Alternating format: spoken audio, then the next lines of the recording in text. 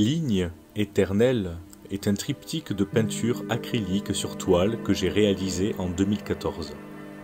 Il représente deux mains jointes dans un paysage de bord de mer sur une plage grise et triste. À l'arrière-plan, nous apercevons un ciel nuageux et pluvieux. L'ambiance, bien que sombre, m'inspire une certaine sérénité. Mais cela reste une perception personnelle, chaque individu ressentira cette œuvre, comme toute œuvre, différemment. On pourrait imaginer que les mains tentent de récolter la pluie, mais ce qui attire particulièrement l'attention, c'est cette ligne dorée, ce point lumineux dans un décor empreint de grisaille. Cette ligne part initialement de l'une des lignes de la paume de la main.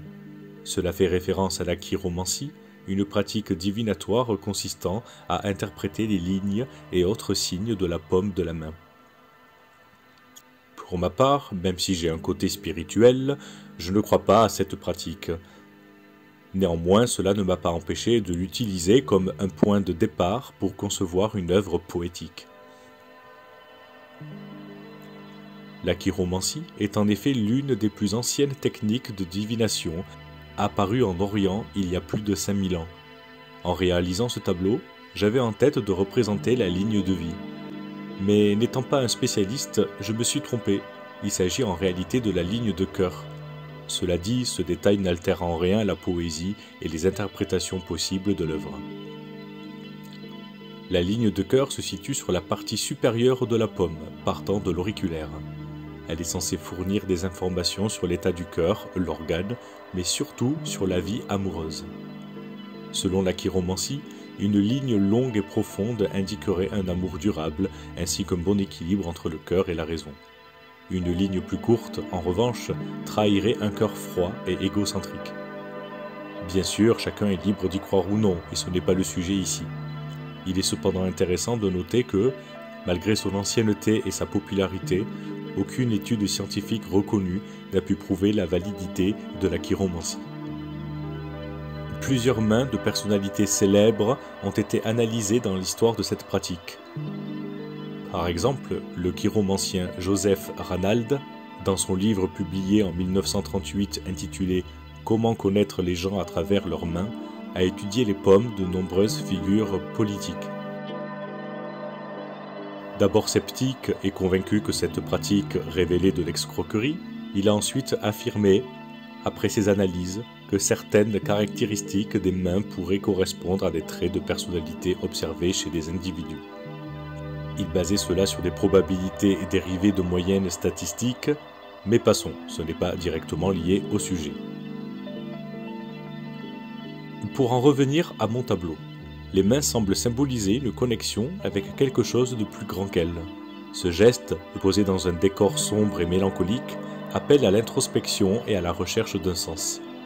Le ciel gris et la mer agitée renforcent une sensation d'impermanence et de mélancolie.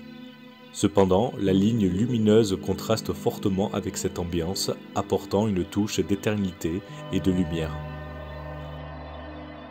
Cette ligne de cœur brillante, dans des tons fluorescents et dorés, semble traverser les deux mains, formant une continuité entre elles. Elle s'étire même au-delà des mains, dépassant les pouces pour devenir une ligne qui ressemble à un électrocardiogramme et non un électroencéphalogramme qui concerne l'activité cérébrale. Cela reste cohérent avec le thème de la ligne de cœur. Elle agit comme un fil conducteur reliant le passé, le présent et l'avenir. Elle peut être interprétée donc comme une ligne de cœur, mais son éclat évoque aussi une source d'énergie ou de vitalité qui transcende l'état morose du paysage environnant. Après cette phase d'électrocardiogramme, la ligne s'interrompt légèrement avant de poursuivre et de disparaître en fondu dans le lointain. Comme si elle s'échappait pour continuer à l'infini. Cela pourrait suggérer que l'amour perdure au-delà de la mort, d'une manière invisible et éternelle. Au-delà de la chiromancie, cette œuvre invite à réfléchir sur la manière dont nos émotions, nos connexions et notre amour survivent à travers le temps.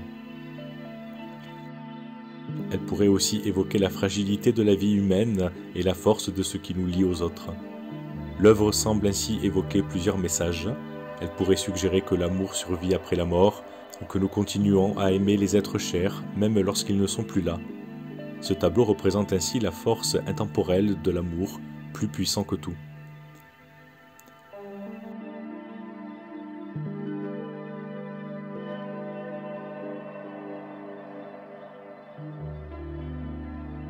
En résumé, Ligne éternelle me semble être une œuvre sur la continuité, qu'il s'agisse de l'amour, des souvenirs ou de la vie elle-même. La dualité entre l'obscurité et la lumière illustre à merveille l'idée que, même dans les moments les plus sombres, quelque chose d'immortel et de lumineux persiste.